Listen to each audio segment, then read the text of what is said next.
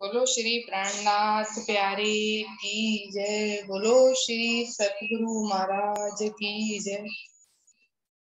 पिया के नैन नुरानी, पिया की नजर सुहानी, पिया के नैन नुरानी, पिया की नजर सुहानी। पीती है जाम निराले, पिया की दीवानी, पिया के नैन नुरानी, पिया की नजर सुहानी।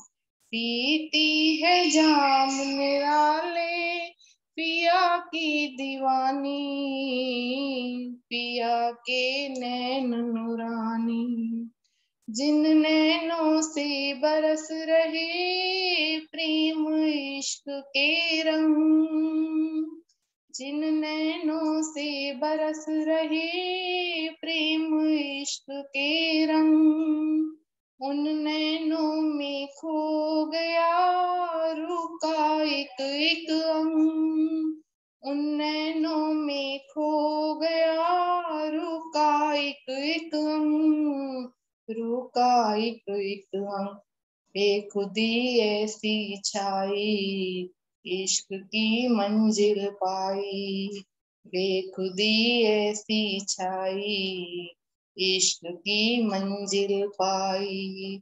पीती है जाम निराले, पिया की दीवानी, पिया के नैन नुरानी, पिया की नजर सुहानी, पिया के नैन नुरानी, पिया की नजर सुहानी।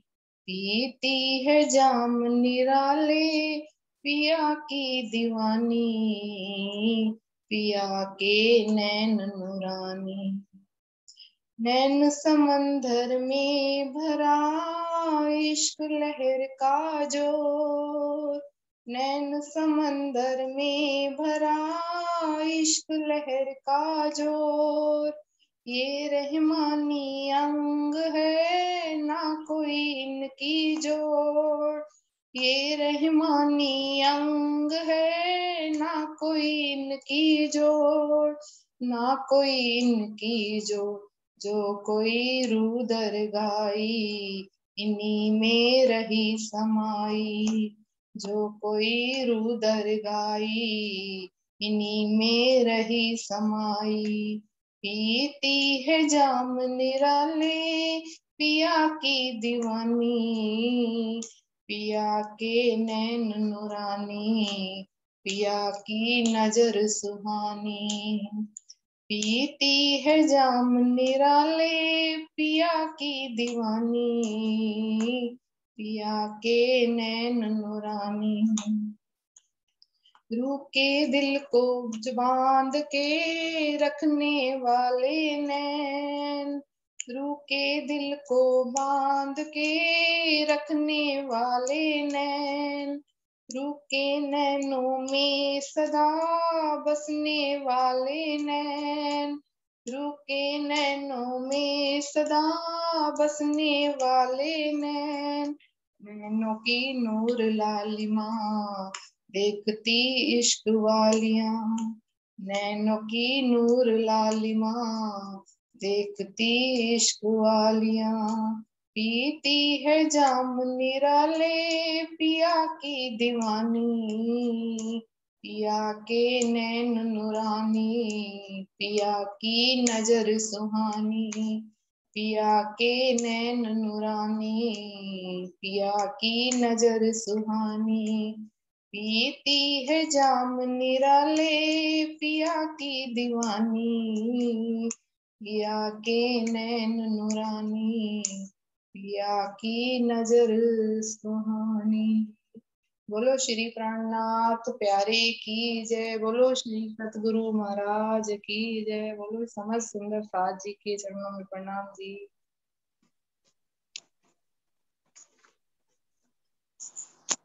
श्री प्राणनाथ प्यारे प्यारे की जय। बोले श्री सतगुरु महाराज की जय। बंदो सतगुरु चरण को करूं सुप्रेम प्रणाम। अशुभ हरन मंगल करन धनी श्री देव चंद्र जी नाम। श्री प्राणनाथ निज मूल श्री महराज सुनाम।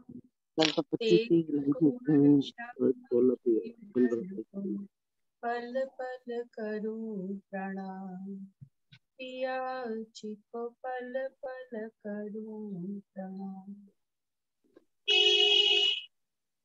इसको करने वाले बेटे का महाराज है। माइक किसी का ओपन है? सुंदर साथ जी क्लोज कर लीजिए।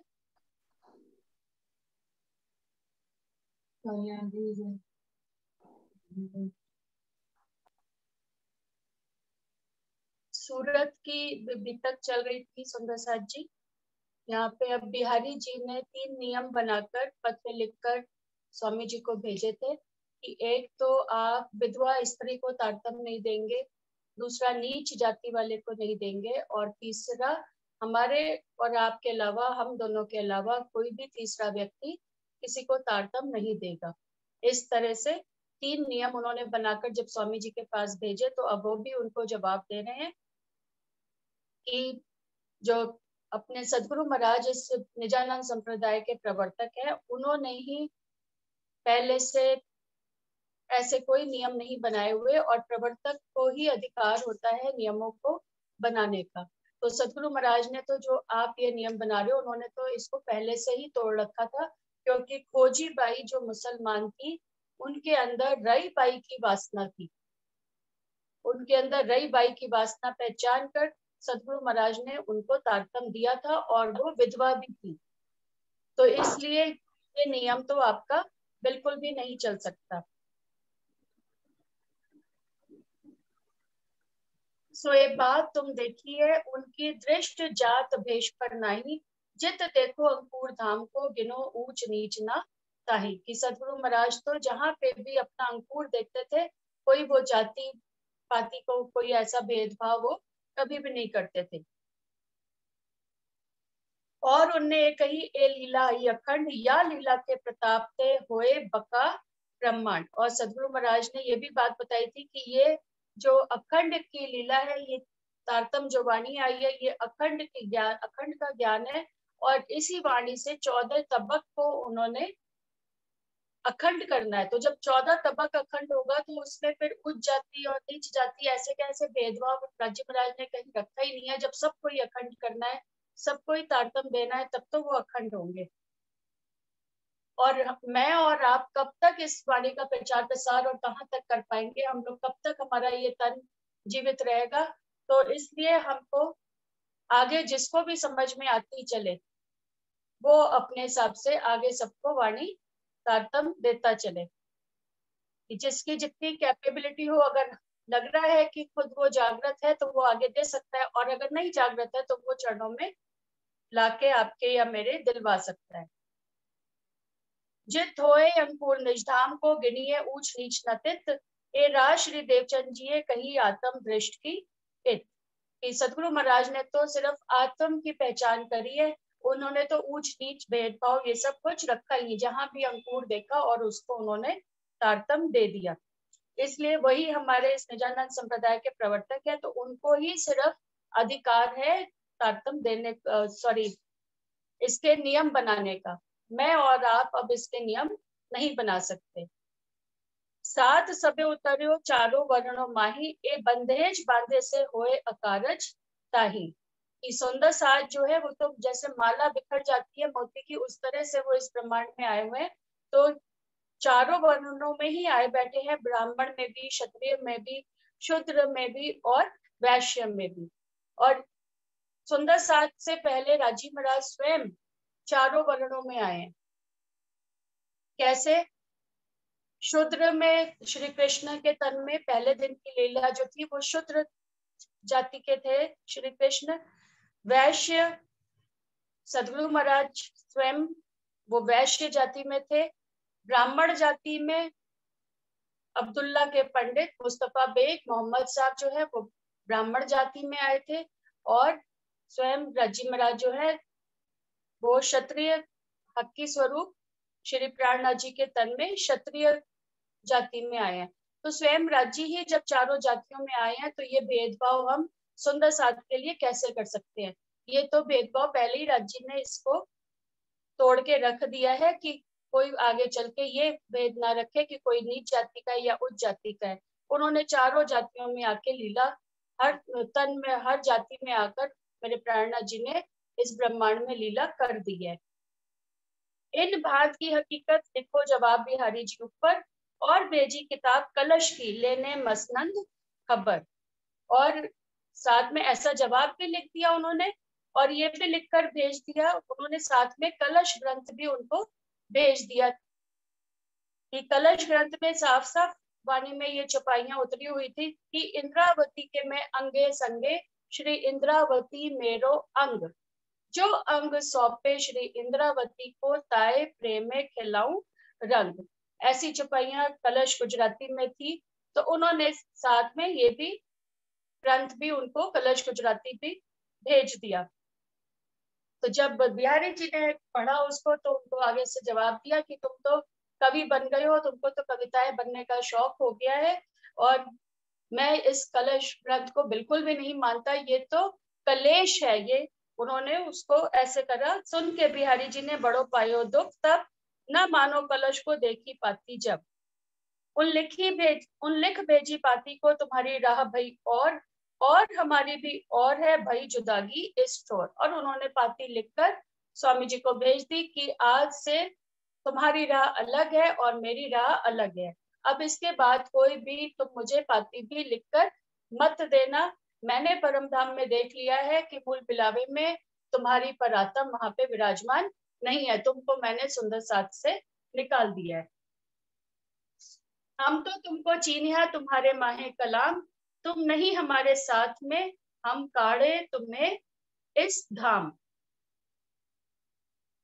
कह रहे जब तुमको विश्वास ही नहीं है कि मैं धाम का धनी हूं, तो तुम फिर कैसे अब हम दोनों संग रह सकते हैं? तो इसलिए आज से तुम्हारी राह अलग हो गई और मेरी राह अलग हो गई, और मैंने तुमको परम धाम से निकाल दिया। मैंने ये भी देख लिया कि तुम्हारी परात्म वहां पे विराजमान नहीं है मूल मिलावे में। राज्य महाराज को भी सुंदर साथ जी 5 तत्व के तन में जब वो आए तो उनको भी साक्षात जहाँ 5 शक्तियां विराजमान थी उनको भी नहीं बख्शा गया। उनको भी देखिए कैसे कैसे कष्ट यहाँ पे कैसी कैसी बातें सुनने को मिल रही हैं। इन भात पाती लिखी आए पहुंची सूरत, तब श्री जी विचारिया ऐसा हुआ बखत। ऐसा सुनकर अब स्वामी जी को बहुत दुख हुआ। चर्चा चल रही थी, जब सुंदर साथ ने ला के पाती उनके हाथ में दी चर्चा के बीच में, तो जब उन्होंने पाती पढ़ी तो उनका भी मन थोड़ा सा उदास हुआ, चेहरे पे थोड़ा सा उसका असर जब आया। सुंदर साथ ने पूछा कि स्वामी जी क्या हुआ है, तो उन्होंने पाती दे दी सुंदर साथ को कि ऐसा ऐसा बिहारी जी ने मुझे लिखकर भेजा है।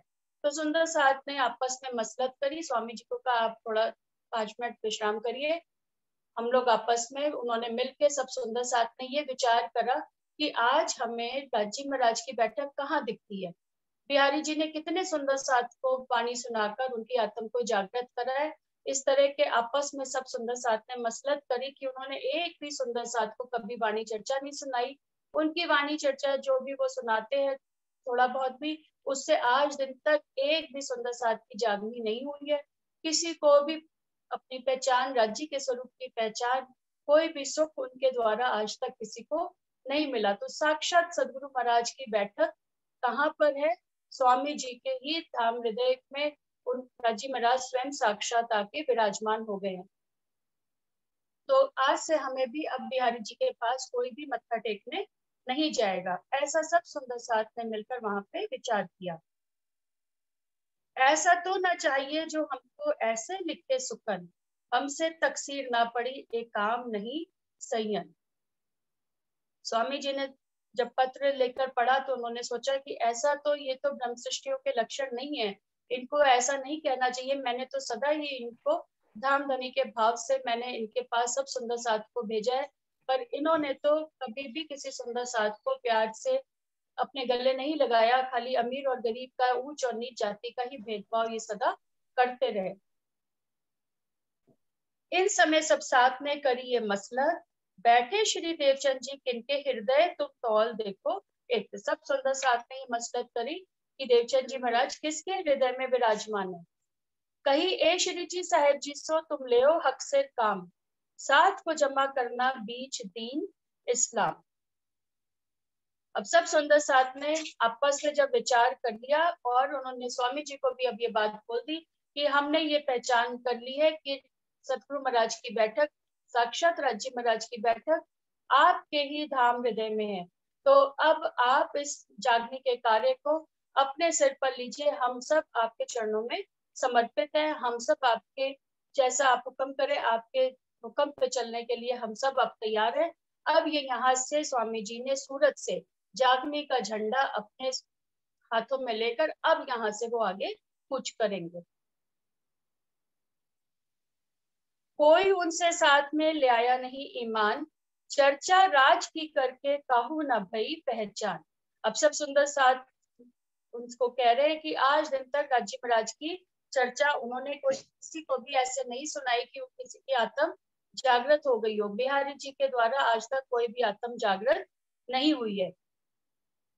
किसी को भी राज्य के स्वरूप की उनके द्वारा पहचान आज तक नहीं हुई है, इसलिए अब हम लोग कोई भी उनके पास नहीं जाएंगे।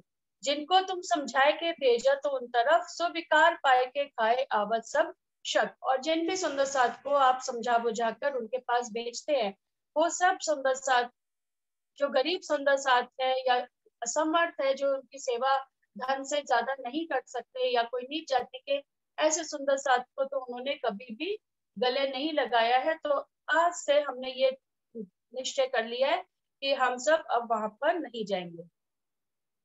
अब तुम क्या देखत नजर करो तरफ धाम, ले तुमसे रापने दीन इस्लाम का काम।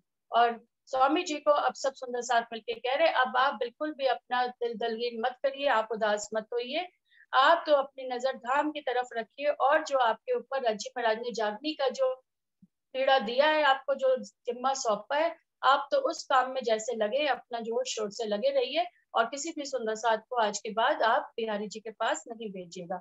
सब सुंदर साथ ने मिलकर उनको अपने दिल में राज्य महाराज साक्षात विराजमान है, पर फिर भी वो बिहारी जी के प्रति भाव रखते थे, गुरु गादी के प्रति भाव रखते थे। पर अब सब सुंदर साथ ने मिलकर उनको ये बात बोली, अब हम वहां पे नहीं जाएंगे। अब हमने आपके हृदय में साक्षात विराजमान राज्य महाराज के स्वरूप की पहचान कर ली है कि वो गादियों में नहीं है, किसी मसनद में रूई की गादी में राज्य महाराज विराजमान कभी नहीं हो सकते। उन्होंने तो अपना अर्श मोमिनों के दिल को बना रखा है। तो जिस मोमिन के दिल को हमने पहचान कर ली, सुंदर साथ कह रहे हैं, उन्होंने आपके दिल को अर्श किया हुआ है, अब हम रूई की गादियों पे मत्था टेकने नहीं जाएंगे। साथ सब लागू हुए, आगा किया भीम भाई, चर्चा करके सिर ले लिया जश अजीम। अब सब सुंदर साथ ने पूरे जोश में आकर खूब जयकारे लगाकर सबसे आगे भीम भाई जी, जो अभी सूरत में ही सुंदर साथ ये आए थे, वेदांत पक्ष के जो आचार्य थे भीम भट्ट जी, और उन्होंने इसको सबसे पहले जयकारे लगा के और स्वामी जी को प्रणाम करी कि आज से आप ही हमारे धाम के धनी हैं।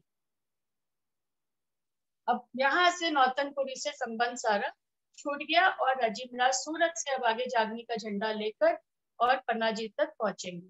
तब पाती का जवाब लिख भेजे कलाम, तुम हमको काढ़े साथ से हम सिर पर लिया काम। अब बिहारी जी पाती का जवाब लिखकर भेज रहे हैं कि आपने हमको सुंदर साथ से निकाल दिया, परमधाम से निकाल दिया, ठीक है, लेकिन मुझे जो जिम्मा मेरे सदगुरु महाराज ने दिया है, राजीव महाराज ने जो मुझे जागनी का पीड़ा मेरे सिर पर सौंपा है, मैं उस काम को लेकर मैं आगे बढ़ूंगा। और अगर मैं अपनी किसी स्वार्थ के लिए, किसी लालच के लिए अगर मैं कहीं जाऊंगा तो कभी भी मेरा काम पूरा ना हो, पर अगर मैं सुंदर साथ की जागनी के काम के लिए जाऊंगा तो राज्य महाराज, मुझे विश्वास है, कभी भी मेरा कोई भी काम रुकेगा नहीं। जो हम स्वार्थ को दौड़ करेंगे इत, तो सीधा कबू ना होएगा, हम जाएंगे इत। अगर स्वार्थ के लिए मैं कहीं जाऊंगा तो मेरा कोई भी कार्य कभी सिद्ध नहीं होगा। माइक ओपन हो गया है सुंदर साथ जी, किसी का क्लोज कर लीजिए। और साथ के वास्ते जो हम करत मेहनत, तो हमारे सीधा होएगा नजर है साइड। और अगर मैं सुंदर साथ की जागने के लिए कोई काम करूंगा तो फिर दाजी महाराज, मुझे विश्वास है कि वो सदा मेरे सिर पर खड़े रहेंगे और मेरे सब कार्य पूर्ण करेंगे। इन बात का जवाब पाती में लिखे कलाम, हम तो कमर बांधी श्री निज धाम के काम। ऐसा जवाब, ऐसा उत्तर उन्होंने लिखकर उनको भेज दिया है कि हमने तो अब कमर कस के जागने के काम के लिए। इन सब में लालदास साथ आया ठट्ठे से, सुदामापुर पहुंचिया कहूँ बीतक दिन से। अब राजी महाराज को भी पता है सुंदर साथ जी की जब जागने का काम करना है तो स्वामी जी को भी अपना साथ, उनका साथी कोई बुलंद ऐसा साथी उनको साथ में चाहिए। तो लालदास जी को राजी महाराज ने ऐसा देखा और अब उनके ऊपर कैसी मेहर राजी महाराज करेंगे, अब अपन वो पढ़ेंगे कि लालदास जी को कैसे कैसे निकाल के अपने माया के कामों से और राजी ने के चरणों तक उन्होंने लालदास जी को कैसे पहुंचाया। अब ये भी तक यहाँ शुरू हो रही है। इन समय लालदास साथ आया ठट्ठे से, सुदामापुर पहुंचिया कहूँ बीतक तिल से। अब ये पहले की बात कहाँ से शुरुआत हो रही है, 1727 की। अभी यहाँ पे सूरत में स्वामी जी 17 महीने रुके, 1729 तक वो यहाँ पर है, 29 तक। संवत 1727 से पहुंचे सुदामापुर, तहाँ भीम पिताम्बर मिले, हुई चर्चा तीन ऊपर। जब लालदास जी की जागनी ठट्ठे नगर में स्वामी जी के द्वारा हुई थी तो वहां पे उनको परम धाम के दर्शन तक करवा दिए थे राजी महाराज के। उनको वहां पे पूर्ण एहसास हो गया था, दर्शन हो गए थे। अब वो जब यहाँ पे आए थे सुदामापुर तो दो सुंदर साथ उनको मिले थे, उनको भी उन्होंने चर्चा सुनाकर और तारतम दे दिया था। तो ये छठा दिन की लीला 5वें दिन में ही शुरुआत हो गई थी, ऐसा जगह जगह प्रमाण आ रहा है। पहले हम लोग ने पढ़ा था किसका कि धाराभाई जी को भी आवेश आता था, तो वहां वो भी छठे दिन की लीला में मोमिनों के दिल को राजी महाराज ने अर्श करना है। तो धाराभाई जी के दिल को अर्श करके राजी महाराज उनके अंदर उनका आवेश आके और वाणी चर्चा उनके द्वारा होती थी। अब यहाँ लालदास जी ने भी दो सुंदर साथ को सुदामापुर में, पोरबंदर भी जिसको कहते हैं, वहां पे आके उनको दो सुंदर साथ को तारतम दिया। कछुक इन ठट्ठे में चर्चा देखी जब, वहां दो लागू भय सुनायो तारतम तब। उनको भी सुंदर साथ में शामिल कर दिया। को एक दिन पीछे उन्हें सुनायो श्री तारतम, ए दो जने तभी सौंप चुके आत्म। तब दज्जाल इन समय लगा जो करने शोर, बिठलेस गुसाई के लगे निंदा करने जोर। अब जब वल्लभी मार्ग के गोविंद व्यास जी भी आ गए तो वहां के जो बिठलेस गुसाई जी अब उनकी गादी पर उनके बाद विराजमान हुए थे गोविंद व्यास जी के बाद, तो वो जो है इनकी निंदा करने लग गए कि ये जो निजानंद संप्रदाय है ये तो उंदरियों का धर्म है। उंदरियों का धर्म क्या, उन्होंने बताया कि ये जो चूहे के पाँव में ये लोग घुंघरू बांध देते हैं और अंदर मंदिर में भोग रख देते हैं और चूहिया को छोड़ देते हैं, और जब वो चूहिया चलती है तो घुंघरू बजते हैं, तो वो कहते हैं साक्षात श्री कृष्ण प्रकट हो रहे हैं हमारे यहाँ पर। ऐसे वहां पे दज्जाल ने ऐसा शोर किया, धर्म उंदरियों पैदा भयो, पाओ बांधत घुंघरी, थाल धरे पर्दा करे देखो देखो एही राह चली। ये भोग जब अंदर रखते हैं तो चुईया के पैर में घुंघरी बांध के अंदर छोड़ देते हैं। ऐसा ऐसा ये धर्म है, जिसको भी चुईया का जूठा खाना हो वो इस धर्म में जाकर शामिल हो जाए। ऐसा वहां पे लोगों ने प्रचार प्रसार करना दज्जाल ने शुरू कर दिया। कहे हमारे घरों श्री कृष्ण जी पधारत, सो अरुगाय के एही राह चलावत। वो तो यही राह चलाते हैं चुईया को भोग लगाने की, और कहते हैं कि हमारे घर साक्षात श्री कृष्ण पधार रहे हैं। इन भान शहर में निंदा निस्तिन होए, पूछे प्रश्न भागवत के ताको अर्थ न कहवे कोई। अब इस प्रकार की निंदा वहां पे होनी शुरू हो गई। और जब उनके राधा वल्लभी मार के गुसाई जी से जब 40 प्रश्न का उत्तर पूछा जाता था तो उनको वो उत्तर नहीं आता था। काहू को साची भात से कोई चर्चा सुन होवे गले, कोई स्तुति करे जो देखे आए के तीर्थ। अब जब गोसाई धर्म के लोगों को पता चलता था कि ये इनको खुद को ही इनको 40 प्रश्नों के उत्तर नहीं आते, तो जब वो स्वामी जी के चरणों में आते थे, उनको प्रश्नों का जवाब मिलता था, तो वो सब उनके चरणों में आकर समर्पित हो जाते थे। लाल दास को इन समय भई माया की उलझन, इनको राजे काड़ के चाहियो कदमों पहुंचे मोमिन। अब स्वामी जी को, राज्य को ये बात पता थी कि अब लालदास जी को स्वामी जी के चरणों तक पहुंचाना है। तो हुक्म से राज्य महाराज ने अपने हुक्म से क्या मेहर करी लालदास जी के ऊपर कि उनके 99 जहाज चलते थे समुद्र में, वो सारे के सारे जहाज, एकदम तूफान आया, वो सारे जहाज उनके डूब गए। 99 जहाज उनके एक ही दिन में डूब गए और उनके जो गोदाम थे उन सारे गोदामों में आग लगी। अब देखा जाए तो सुंदर साथ जी, ये क्या है, जहरी तो बहुत भारी कहर है उनके ऊपर। देखे तो उनके ऊपर ऐसा ऐसा मतलब कहर एकदम बरसा की ना सहन करने योग्य। हमारा कुछ भी 1000 रुपए भी डूब जाए तो हम 4 दिन 10 दिन तक उसको दिमाग में रखते हैं कि वहां मेरे पैसे घूमे थे।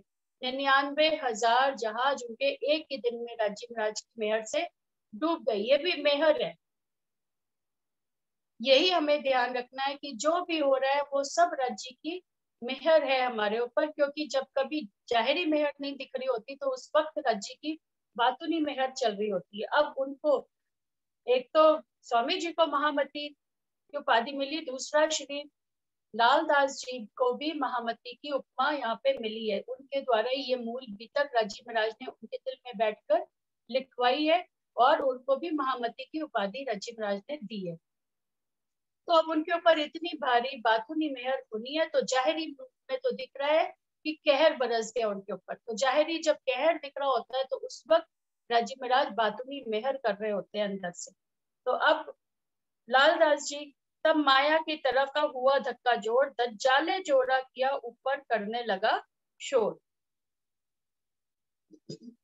अब दज्जाल ने जो पैसा मांगने वाले थे, जब इतनी सारा कुछ उनका खत्म हो गया तो देने वाले तो कोई सामने आए नहीं और मांगने वाले सिर पे आके खड़े हो गए। जब कछु न रहा हाथ में तब माया दिया छोड़।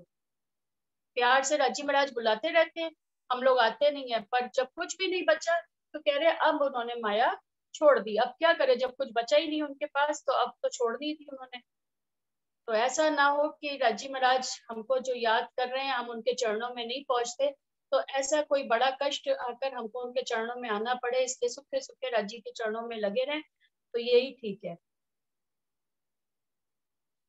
तब नजर करी तरफ राज के, चित्त माया से लिया मोड़। अब उन्होंने अपना चित्त, पहले भी उनको दीदार हुए थे, पहले जब स्वामी जी ने तारतम दिया तो उनके दिल में बहुत चोट लगी, परम धाम देखने की इच्छा हुई, उनको दर्शन भी हुए, सब चौपाई हमने पहले पढ़ी भी है।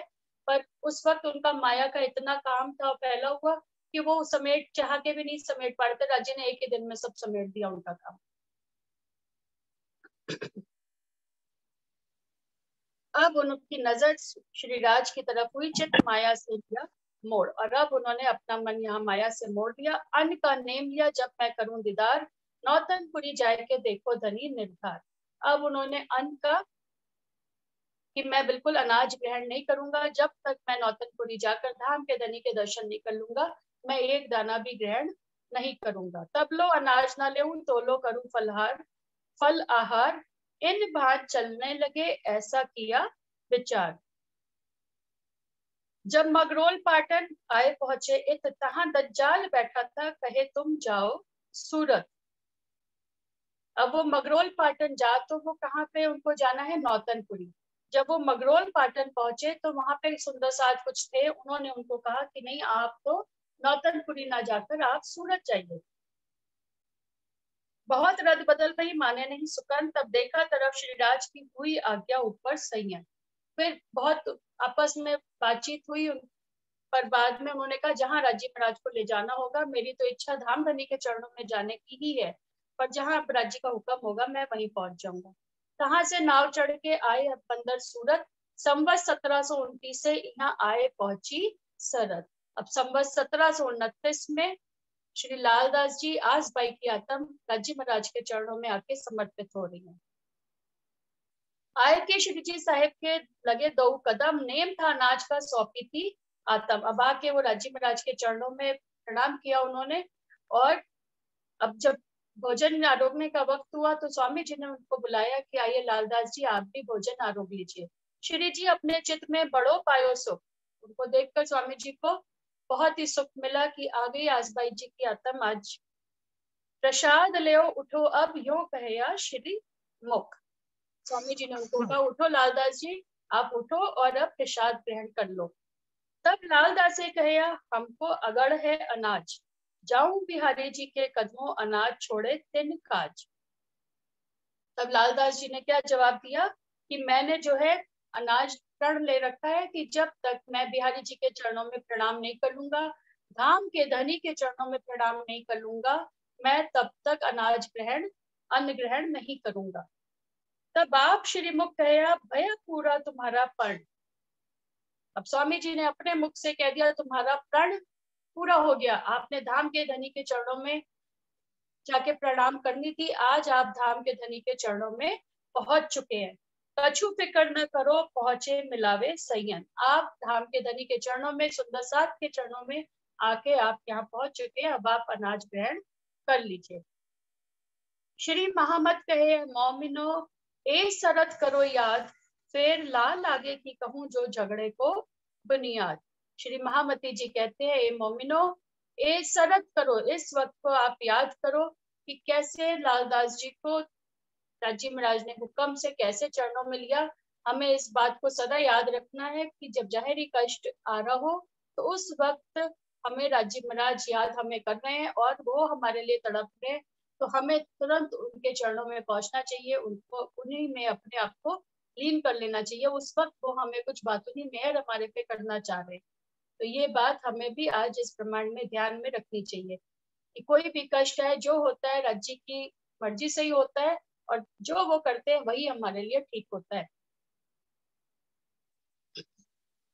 इस बात पे एक स्टोरी भी है, महाराज जी सुनाते हैं। मेरा मन कर रहा है कि मैं 2 मिनट की वो स्टोरी भी जरूर सुनाऊं। टाइम वैसे ही हुआ है, अब आगे का प्रसंग शायद हो भी नहीं पाएगा अभी। तो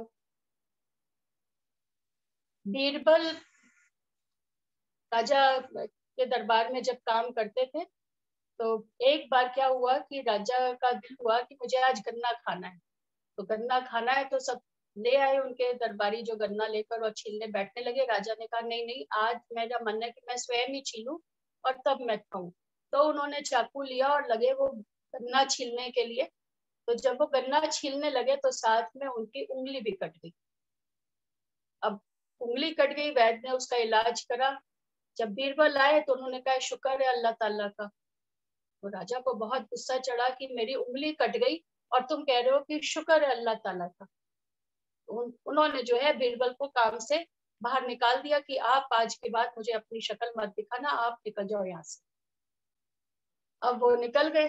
कुछ दिनों के बाद जब राजा ठीक हो गए तो वो शिकार के लिए गए और जंगल में शिकार खेलते खेलते जो है राजा बहुत दूर कहीं अकेले निकल गए। बाकी सब उनकी जो सेना थी वो सब पीछे ही रह गए, सब सिपाही लोग। अकेले आगे बढ़ते बढ़ते बिल्कुल जंगल में अकेले फंस गए। और वहां पे जो भील थे उनका कोई यज्ञ चल रहा था। उनको यज्ञ में आहुति देते, बलि देते हैं वो लोग, तो उनको किसी मनुष्य की आहुति देनी थी, बलि देनी थी वहां पे। तो राजा को पकड़ लिया उन्होंने और उनकी बलि देने के लिए उनको लिटा दिया गया। अब जैसे ही यूं पत्थर पे उनको लिटाया, राजा ने पत्थर पे यूं हाथ रखा तो उन्होंने देखा कि इनकी तो उंगली ही नहीं है। तो उन्होंने कहा, नहीं ये तो अपूर्ण है, ये इंसान तो पूरा ही नहीं है, इसकी बलि हम नहीं दे सकते। उन्होंने उनको छोड़ दिया। अब राजा जब वापस आए तो राजा को बीरबल की बात याद आई कि उसने कहा, शुक्र है अल्लाह ताला का, जो उन्होंने करा बहुत अच्छा करा। तो राजा को इस बात का एहसास हो गया कि ये तो बहुत अच्छा, बीरबल ने बिल्कुल सही कहा था कि ये अल्लाह ताला ने मेरे ऊपर बहुत मेहर बरसाई थी कि मेरी उंगली काट दी, नहीं तो आज तो मेरा गला ही कट जाना था। उन्होंने बीरबल को बुलाया और बीरबल को सारी घटना जब बताई तो उन्होंने कहा, ये भी बहुत शुक्र है अल्लाह का कि आपने मुझे नौकरी से निकाल दिया। तो राजा ने कहा, क्यों, ऐसा क्यों? कह रहे, आपको वो तो मैं एक पल के लिए भी अकेला नहीं छोड़ता। यदि मैं आपके साथ होता जंगल में तो मैं तो आपके पीछे पीछे पीछे पीछे आता ही रहता, और वो आपको ना पकड़ के मेरी आज बलि चढ़ गई होती। तो इस तरह से बहुत शुक्र है कि अल्लाह ताला ने आपकी एक उंगली कटवा के हम दोनों की जान बचा दी। तो जो भी होता है राजी महाराज के हुक्म से होता है, इसलिए हमें हर पल बस राजी से यही अर्जी करें कि आप कुछ भी करो, हमारे मुंह से उफ ना निकले, हम सिर्फ आपका शुक्राना ही शुक्राना करते रहे, हर पल बस आपका शुक्राना ही हमारे मुंह से निकले। अब यहाँ पे राजी महाराज का हुक्म हो गया अब स्वामी जी को कि आप नौतनपुरी छोड़ दें और सूरत से अब आप धूरी झंडा लेकर यहाँ से आगे बढ़े। तो इसी प्रकार का एक प्रसंग जो है ये कुरान में भी आता है सुंदर साथ जी, कि मोहम्मद साहब जब मक्का में रहते थे तो उनके जो चाचा थे अबू जहल वो जिसको भी अपना कलाम सुनाते थे, कलमा सुनाते थे, और वो उनके ऊपर विश्वास लाते थे जो भी वहां के उनके साथी। तो अबू जहल जो है उनको मार काट के अपनी तरफ ले लेते थे जैसे भी गुस्सा करके, और उनकी कोई जमात मोहम्मद साहब की जमात को खड़ा नहीं होने देते थे। तो अल्लाह ताला का उस वक्त वहां पर राजी महाराज का ये हुक्म हुआ कि आप जो है मक्का को छोड़कर मदीने चले जाओ, आप मदीने में जाकर सबको कलमा सुनाओ, अपनी पूरी जमात खड़ी करो, अपनी सेना खड़ी करो, और फिर आकर आप जो है मक्के पर आक्रमण कर दो। तो तब आप इनसे जीत पाओगे, ऐसे अकेले आप इनसे नहीं जीत पाओगे। तो ऐसा हुक्म वहां पे कल कुरान में भी एक प्रसंग मोहम्मद साहब के टाइम का लिखा हुआ है।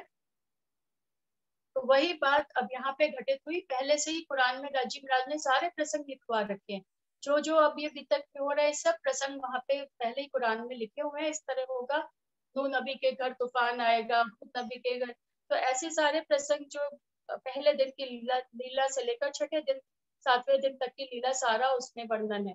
तो ये वाला एक प्रसंग इस तरह से कि अब स्वामी जी को अब नौतनपुरी से उन्होंने अपने आप को अलग कर लिया, और सूरत को अब राजी महाराज की गादी, यहाँ पे स्वामी जी की गादी सूरत को बना दिया गया। महामंगलपुरी धाम अब यहाँ से उनकी गादी कहलाएगी।